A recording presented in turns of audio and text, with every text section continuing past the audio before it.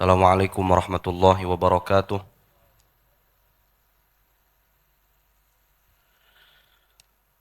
Bismillahi walhamdulillah. Wassalatu wassalamu ala sayyidina rasulillah.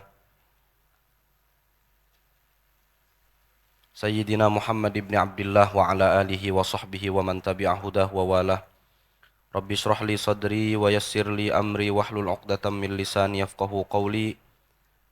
Subhanaka la ilma lana illa ma 'allamtana innaka antal alimul hakim wa la haula wa la quwwata illa billahil aliyyil azim. Hadirin jamaah salat zuhur jamaah Masjid Al-Maghfirah yang dimuliakan Allah. Alhamdulillah pada kesempatan siang hari ini kita masih diberikan kenikmatan paripurna oleh Allah melaksanakan segala rutinitas aktivitas ibadah kita. Tentu mudah-mudahan kita mendapatkan kebaikan-kebaikan yang paripurna dari Allah, dilestarikan kita dalam keimanan sampai kita meregang nyawa. Salawat beruntaikan salam senantiasa tercurah limpahkan keharibaan baginda besar kita Nabi Muhammad sallallahu alaihi wa alihi wa sahbihi wasallam yang telah mengajarkan kita berbagai macam kebaikan. Kita berharap mudah-mudahan kita senantiasa digolongkan oleh Allah sebagai golongan orang-orang yang selalu melaksanakan segala kebaikan yang diajarkan oleh baginda besar kita Nabi Muhammad sallallahu alaihi wa alihi wa sahbihi wasallam. Hari ini guru kita Sidna Al-Habib Ghais bin Abdurrahman As-Segaf sedang kurang enak badan, sedang kurang fit. Doakan mudah-mudahan beliau senantiasa diberikan kesehatan oleh Allah, dipulihkan dari penyakitnya, mudah-mudahan bisa mengajar seperti sedia kala, dan mudah-mudahan diberikan kemudahan oleh Allah di dalam jalan dakwahnya. Amin ya rabbal alamin. Emang lagi kurang ini ya Pak ya, apa namanya, banyak yang sakit. Anak saya dua-duanya sakit tuh. Alhamdulillah tadi dibawa ke klinik, katanya radang. Memang lagi musimnya ini. Banyak-banyak minum vitamin ya, kemudian tidurnya yang cukup, makannya yang bagus. Habis makan gorengan jangan makan es. Habis makan gorengan jangan minum es. Itu insya Allah langsung cepet tuh. Apalagi yang gorengan-gorengannya yang pedes. Jadi cepet tuh. Karena kemarin hujan, ntar malam panas, ntar siang panas, ntar malam hujan. Nah itu dekat ke penyakit ya. Kita harus meningkatkan antibodi kita biar nggak gampang sakit. Sama-sama berdoa mudah-mudahan senantiasa diberikan kesehatan oleh Allah Subhanahu wa taala, di kerjaan kita lancar, di rumah kita juga enak, kerjaan kita dapat berkah dari Allah Subhanahu wa taala. Amin ya rabbal alamin. Hadirin yang muliakan Allah Subhanahu wa taala, kita akan lanjutkan kajian kita di dalam kitab At-Taqrirah As-Sadidah, fikih sistematis. Di beberapa pertemuan lalu ya, sebulan lebih ya, kita sudah sampai di rukun yang ketujuh dari rukun sholat. Rukun yang ketujuh dari rukun sholat itu sujud. Sujud 2 kali, as-sujudu marrotain. Kita udah bahas tuh. Jadi pendapat atau opini-opini orang lain di luaran sana yang mengatakan di dalam mazhab Syafi'i kalau ada rambut yang menjuntai di dahi kemudian kita pakai untuk sujud, maka sujudnya tidak sah, maka itu tidak benar. Sebab kata al-imam, kata pengarang kitab ini, kitab At-Taqrirah As-Sadidah, menempelnya dahi di tempat sujud itu walau juz'an, meskipun cuma sebagian. Jadi artinya kalaupun ada rambut yang menjuntai gitu ya, 1, 2 atau banyak nggak apa-apa. Yang penting ada bagian yang terbukanya, yang bagian terbuka itu nempel ke tempat sujud. Itu sudah sah sujudnya. Kalau dibilang nggak sah sujudnya tuh ada rambut sehelai, enggak, salah itu. Tidak ada pendapat di madhab Syafi'i yang mengatakan demikian, tidak ada. Justru juz'an minal jabhati, sebagian mau dikit, mau banyak namanya kan sebagian. Meskipun sebagian ya bisa atau sah digunakan untuk sujud. Jadi a'dha'us sujud, anggota sujud ada berapa? Masih ingat? Ada 7. 1 dahi, kedua telapak tangan, 3 jadinya. Kemudian kedua lutut, 5, kemudian jemari-jemari kaki kanan dan kiri, jadi 7 ya. Itu yang perlu untuk nempel ketika sujud. Nah, dengkul Pak Ustadz kan ketutupan sarung ya, dengkul mah enggak.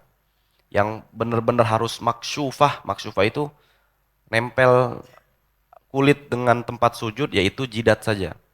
Kalau tangan boleh kita menggunakan sarung tangan, lagi sholat pakai sarung tangan boleh, boleh makruh tapi lagi pakai sarung kaki boleh, boleh makruh. Karena pada intinya, pada sejatinya sholat itu harus bagian-bagian yang tersentuh dengan bumi itu harus maksyufah, harus tidak boleh ditutupi apapun, termasuk diantaranya wajah.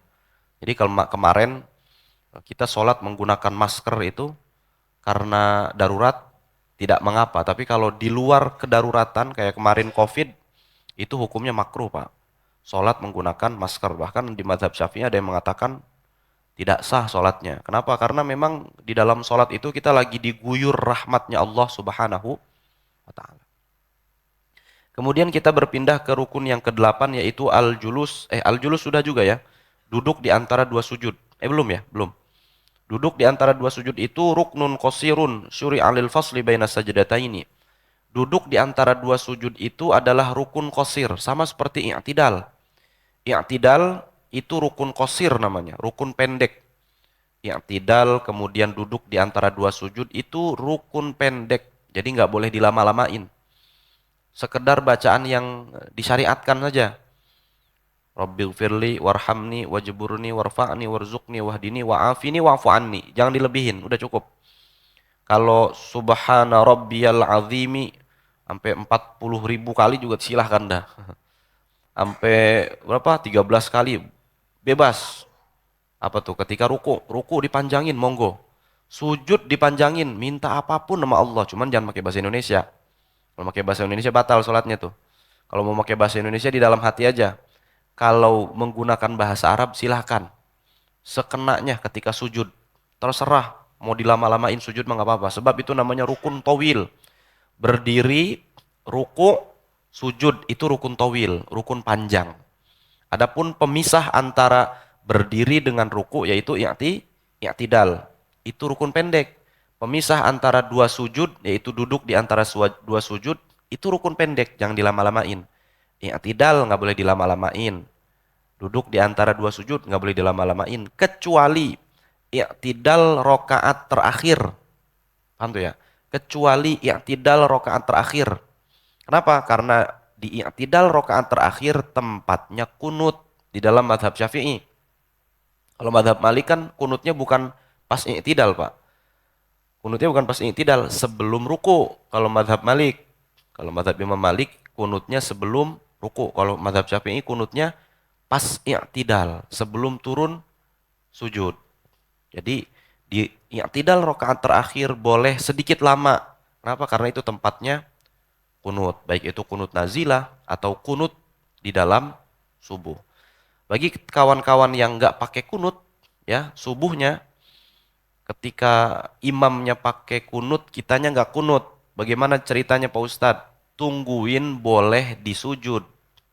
Alas gua kunut. Gak demen sama kunut. Sebab misalkan riwayatnya do'if. Ya terserah itu mah. Tunggunya cuman jangan di i'tidal. Kenapa? I'tidal itu rukun kok qasir. Tunggunya di mana? Sujud. Gitu. Ngeloncong dong Pak Ustadz. Imamnya masih kunut. Dia udah sujud duluan. Nggak apa-apa. Sebab kunut mah tidak wajib untuk ngikut makmumnya. Makmum mau ngikut mau enggak boleh kalau di dalam kunut. Begitu juga ketika kita adalah imam yang tidak kunut, makmumnya kebanyakan kunut. Boleh kita ngelamain dikit. Dan kita sebagai makmum yang kunut, doa kunutnya jangan panjang-panjang. Kan doa kunut yang masyru' yang dari Nabi itu Allahumma hdini fiman hadait wa'afini fiman afait sampai seterusnya. Nah, kunut itu pendeknya adalah yang penting 3 syaratnya. Yang pertama doa, isinya doa apapun. Yang kedua isinya tentang memuji Allah. Yang ketiga sholawat. Maka sependek-pendeknya kunut begini Pak. Allahumma gfirli ya ghaffar wa sallallahu ala Muhammad. Jadi itu kunut jadi begitu tuh. Allahumma gfirli doa, ya ghaffar pujian pada Allah. Wa sallallahu ala Muhammad sholawat.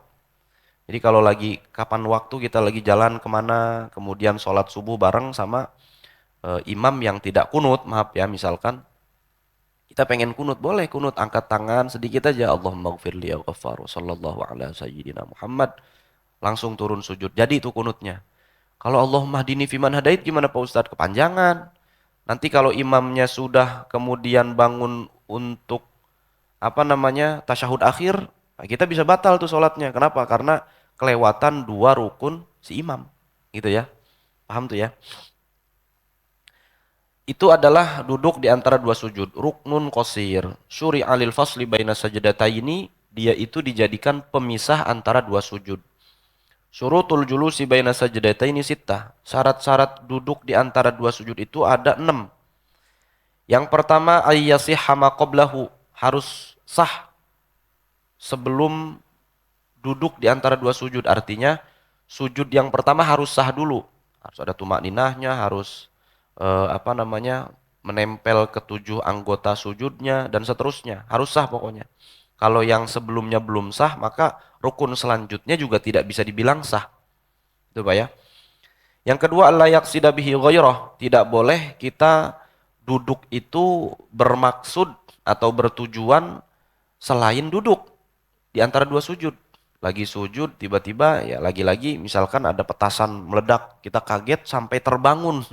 Sampai terbangun dengan konfigurasi atau bentuk duduk. Nah udah, emang gue pengen duduk gitu. Lagi kaget, ya nggak apa-apa dah, lagi pengen duduk juga. Itu nggak jadi itu. Jadi semua gerakan sholat kembali lagi adalah harus bertujuan di setiap rukunnya. Ini pengen ruku, ini pengen sujud gitu. Bukan ketidaksengajaan, bukan. Kalau nggak sengaja maka nggak boleh. Yang ketiga, yatma'inna fihi, harus tumak ninah. Kadar tumak ninah gimana Pak? Masih ingat? Subhanallah. Subhanallah itu kadar tumak ninah tuh. 1 sampai 2 detik. 2 detik lah yang aman tuh. Yang keempat, antakunat tumak ninah tuh yakinan. Harus yakin tumak ninahnya. Jadi kalau cuman tibang-tibang tadi tumak ninah nggak ya? Gitu. Masih ada keraguan. Tadi tumak ninah nggak ya? Maka itu dikhawatirkan tidak sah tumak ninahnya, maka tidak sah duduknya, maka tidak sah rukun tersebut. Kalau tidak sah rukun tersebut, apa yang terjadi? Kalau dia tahu dan dia sengaja meninggalkan rukun itu, melanjutkan rukun selanjutnya, maka sholatnya juga tidak sah. Yang kelima, yastawiya jalisan, fala yakfi idza kana munhaniyan. Maka duduk di antara dua sujud itu yastawiya jalisan, duduknya harus dalam keadaan tegak. Maksudnya tegak itu ya seperti bentuk orang duduk di antara dua sujud. Duduk di antara dua sujud, sunnahnya itu duduk iftirosh Pak. Ini kita masih ngomongin rukun, belum ngomongin sunnah belum. Ntar ngomongin sunnah ada setelah ini. Duduk iftirosh. Duduk iftirosh itu maksudnya gimana Pak Ustadz? Duduk iftirosh itu adalah menjadikan kaki kiri kita sebagai tumpuan atau bantalan atau kasur untuk tubuh kita. Maka disebut iftirosh. Iftirosh itu artinya kasur. Firosh itu artinya kasur. Maka maksudnya dijadikan kaki kiri kita, tumit kaki kiri kita itu dijadikan sebagai tumpuan bokong kita. Mohon maaf ya, bokong tubuh kita. Maka disebut iftirosh. Nah kalau duduk tasyahud akhir disunnahkan tawarruk. Apa Pak? Tawarruk. Tawarruk itu artinya dari kata warok. Warok itu artinya mohon maaf bokong, pantat. Jadi maksudnya tawarruk itu duduknya menggunakan pantat. Maksudnya pantatnya nempel ke bumi. Itu maka duduknya rada miring, mencong dikit. Itu namanya duduk tawarruk, tasyahud akhir. Kalau tasyahud awal pakai iftirosh. Duduk di antara dua sujud pakai iftirosh. Sunnahnya begitu. Kemudian fala yakfi idza kana munhaniyan. Jadi nggak bisa duduk di antara dua sujud dalam keadaan badannya condong ke depan. Munhaniyan itu condong ke depan badannya. Kecuali yang mohon maaf ada punya kelainan di tulang belakangnya, itu nggak jadi masalah. Ini dalam keadaan normal. Kalau dalam keadaan normal kita duduknya masih munhaniyan ya condong ke depan, maka tidak jadi, tidak sah. Harus dibenarkan dulu. Yang keenam, alla yutawwilahu. ziyadatan ala dzikril masyru'i fihi wa qadri aqalli tasyahud li'annahu ruknun qasir wa sayati aqallu tasyahudi fi rukni tasi'.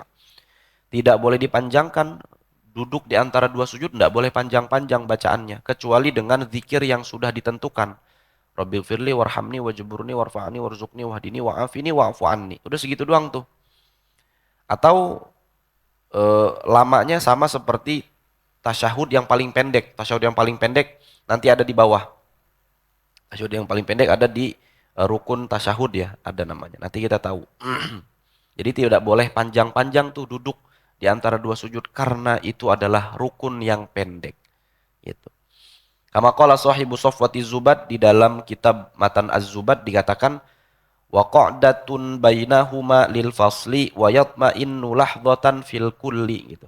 Itu disebutkan bahwa duduk di antara dua sujud itu lahdatan, cuman sebentar aja. Sebatas tumak ninah, subhanallah. Itu paling paling sebentarnya. Atau kalau pengen diiringi dengan bacaan apa? Diiringi bacaan zikirnya ya Rabbighfirli warhamni dan seterusnya.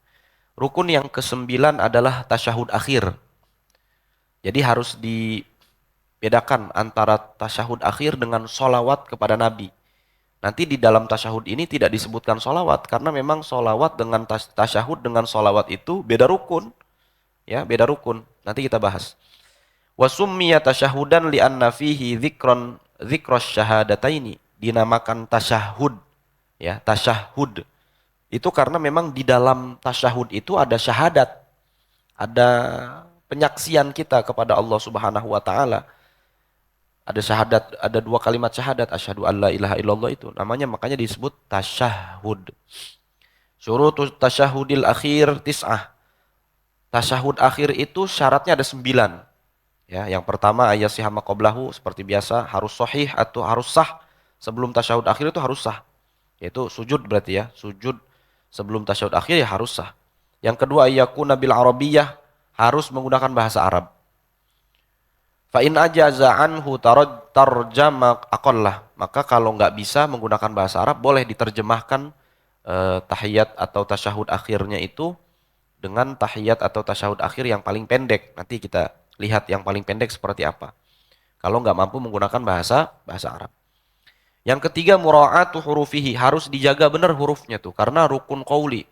Rukun qauli itu ya bahasa apa menggunakan bahasa Arab dan huruf-hurufnya harus dijaga. Fatihah, rukun qauli itu harus dijaga betul hurufnya dan juga menjaga tasdidnya. Mura'atu tasdidatihi, harus menjaga tasdidnya betul. Kayak Fatihah ada 14 tasdid, itu harus dijaga. Alhamdulillahi rabbil alamin. Ar-Rahmanir Rahim. Itu harus dijaga tuh.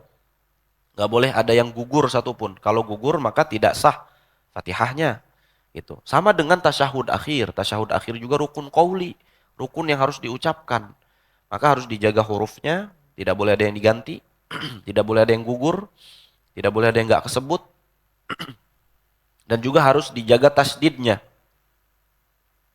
Wahia ihda wa ishrina tasdidah. Ada 21 tasdid. Ada 21 tasdid. Ntar hitung aja sendiri dah ya. Sittata asyara tasdidatan fi aqallihi. Ada 16 tasdid di bacaan tasyahud yang paling pendek. Wa yuzadu khamsu tasdidatin fi akmalihi. Fi arba'i kalimat. Dan ditambahkan 5 tasdid di bacaan tahiyat atau tasyahud. Nama lain dari tasyahud itu tahiyat ya. Karena ada kata-kata at-tahiyyatu lillah gitu ya. Kalau di dalam konfigurasi yang paling sempurnanya bacaan tasyahud itu, maka ditambah ada 5 tasdid di dalam 4 kalimat, di dalam 4 kata maksudnya. Kalau di dalam bahasa Arab itu kalimat itu artinya kata. Kalau kalimat di dalam bahasa Indonesia, kalimat susunan kata-kata di dalam bahasa Arab itu jumlatun. Yaitu kata as-salawat, itu berarti 1. Kemudian at-thayyibat, ada 2 tasdid, berarti 3. Assalamu alaika, 4. Assalamu alaina, ada 5. Jadi ada 5 tambahan tasdid dari 16. 16 tambah 5, 21. Jadi kudu bener-bener dijaga tasdidnya tuh. Sebab kalau hilang tasdidnya, ya seperti hilang satu kata. Karena tasdid itu adalah menginterpretasikan satu kata, satu huruf maksud saya. Menginterpretasikan satu huruf. As-salawatu. Asal katanya alif lam sod. Kalau as-salawatu, lamnya kayak hilang tuh. Itu seperti tidak menjaga huruf ya. Yang kelima ada mullahnil mukhilli bil makna. Jangan ada sampai kita salah mengucapkan kata yang kira-kira atau salah mengucapkan huruf yang kira-kira dapat mengubah makna. Pokoknya jangan sampai salah tuh. Tahiyat atau tasyahud jangan sampai salah. Yang keenam ayat bihi qa'idah, harus dilaksanakan dalam keadaan duduk. Fa idza ata bi juz'in minhu wa huwa fi sujudi aw qila aw qabla istiwa'i jalisan fala yakfi. Kalau dia misalkan baru bangun dari sujudnya belum ke konfigurasi duduk, udah at-tahiyatu lillah. Enggak bisa. Itu maka tidak cukup, tidak jadi, harus diulang lagi ya. Harus sampai benar-benar pada konfigurasi duduk tasyahud akhir, duduk tawarruk. Maka dia harus setelah itu baru baca tasyahudnya. Ketujuh, ayyusmi'a nafsahu al-qira'ata, harus mendengarkan diri sendiri, harus memperdengarkan diri sendiri bacaannya. Karena li'annahu ruknun qauliyun, karena itu adalah rukun qauli. Jadi at-tahiyyatu jangan meneng baik. Jangan bibirnya harus kebuka. At-tahiyyatu lillah gitu ya. Harus kebuka. Kalau nggak kebuka kan nggak kedengeran suaranya. Karena ini rukun qauli, harus diucap. Harus dilafazkan. Yang kedelapan at-tartib, kudu tertib. Ya, tertib. Ya, nanti kita baca. Yushtaratu dzalika idza kana tarkut tartibi yukhillu bil ma'na wa illa fayusannu. Ya, disyaratkan tertib karena kalau misalkan tidak tertib bisa merusak maknanya. Tapi kalau tidak merusak maknanya ya, ada beberapa part nanti maka disunnahkan saja tertib itu. Yang kesembilan al-muwalatu, harus berturutan. Jadi tidak boleh ada jeda.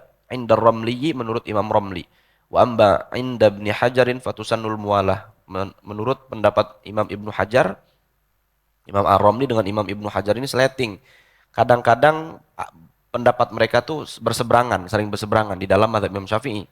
Sama-sama ulama besar Imam Syafi'i ini, mazhab Imam Syafi'i, tapi banyak perbedaan pendapat. Ya tidak masalah, tinggal pilih salah satunya ya. Kalau menurut Imam Ibnu Hajar Al-Haytami, Imam Ibnu Hajar itu ada dua.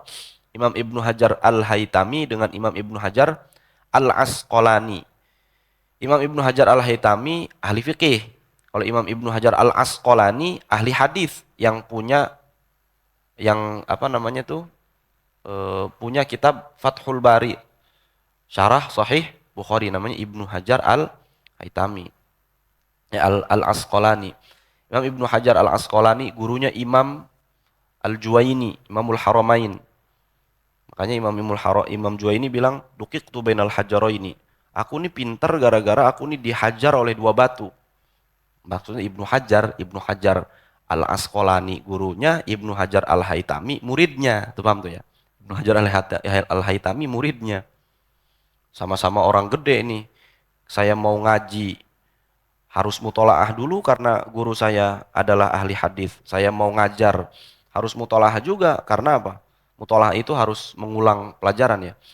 Karena murid saya orang gede juga namanya Imam Ibnu Hajar Al-Haytami. Nah, Imam Ibnu Hajar bilang, maka muwalah atau tanpa jeda itu di dalam tasyahud sunnah saja. Berbeda dengan Imam Romli. Imam Romli mengatakan itu rukun. Nah, bagaimana bacaan tasyahud yang paling pendek itu? Kalau kita diajarin di sekolah-sekolah gimana? Gimana Pak? At-tahiyyatul mubarakatus salawatut thayyibatu lillah. Assalamu alaika ayyuhan nabiyyu wa rahmatullahi wa barakatuh. Assalamu alayna wa ala ibadillahis salihin. Ashhadu an la ilaha illallah wa ashhadu anna Muhammadan atau Muhammadar Rasulullah. Baru dilanjutin sholawat. Ya, sholawatnya nanti karena dia ada di rukun selanjutnya. Kemudian bacaan paling pendeknya gini Pak. At-tahiyyatu lillah gitu. At-tahiyyatu lillah.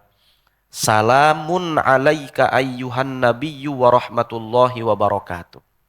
Salamun alaina wa ala ibadillahis salihin. Asyhadu an la ilaha illallah wa anna Muhammadan Rasulullah. Atau wa anna Muhammadan abduhu wa rasuluh. Itu paling pendeknya tuh Pak. Boleh baca begitu, boleh. Kalau lagi buru-buru, begitu bacanya. At-tahiyyatu lillah, salamun alaika ayuhan nabi wa rahmatullahi wa barakatuh. Salamun alaina wa ala ibadillahis salihin. Asyhadu an la ilaha illallah wa asyhadu anna Muhammadan abduhu wa rasuluh. Allahumma salli ala Muhammad wa ala ali Muhammad. Assalamualaikum warahmatullahi. Jadi tuh boleh kayak gitu. Kalau yang paling akmal, yang paling sempurna, ya. Bagaimana? At-tahiyyatul mubarakatus sholawatut thayyibatu lillah. Ingat tuh, tasdidnya kudu dibaca. Jadi at-tahiyyatul mubarakatus sholawatut. Enggak bisa tuh, Pak. Kudu dibaca tasdidnya. At-tahiyyatul mubarakatus sholawatut thayyibatu lillah. Assalam tuh, assalam tuh tasdid tuh. Kalau yang paling pendek tadi salamun alaikum. Salamun alaika ayuhan nabiyyu. Kalau yang paling panjangnya ada alif lamnya, ada assalamu alaika ayyuhan nabiyyu wa rahmatullahi wa barakatuh. Assalamu alaina wa ala ibadillahis salihin. Kemudian baru dah telunjuknya asyhadu an la ilaha nah di illallah. Naik dulu dikit, kemudian turun agak sedikit doyong. Ditumpu pakai ibu jari. Ini nih. Mazhab Syafi'i enggak goyang-goyang. Mazhab Syafi'i diam. Asyhadu an la ilaha illallah wa asyhadu anna Muhammadar Rasulullah. Allahumma shalli ala sayyidina Muhammad wa atau enggak pakai sayyidina boleh. Kalau kata Imam Ibnu Hajar Al-Asqalani boleh pakai sayyidina. Allahumma shalli ala sayyidina Muhammad wa ala ali sayyidina. Tapi ada hadis Pak Ustaz, la tusayyiduni fi shalah. Hadisnya palsu, bohong. Karena tidak mungkin ada kata-kata la tusayyiduni. Karena sada yasudu harusnya la tusawwiduni. Gitu ya. Allahumma shalli ala sayyidina Muhammad wa ala ali sayyidina Muhammad kama shallaita ala sayyidina Ibrahim wa ala ali sayyidina Ibrahim. Barik ala sayyidina Muhammad wa ala ali sayyidina Muhammad kama barakta ala sayyidina Ibrahim wa ala ali sayyidina Ibrahim fil alamin innaka Hamidum Majid. Baru begitu tuh. Mata ngelihatnya ke sini, Pak. Ke kuku telunjuk. Kemudian doa. Doa Allahumma inni a'udzubika min azabi jahannam wa min azabil qabri wa min fitnatil mahya wal mamat wa min syarri fitnatil masiihid dajjal.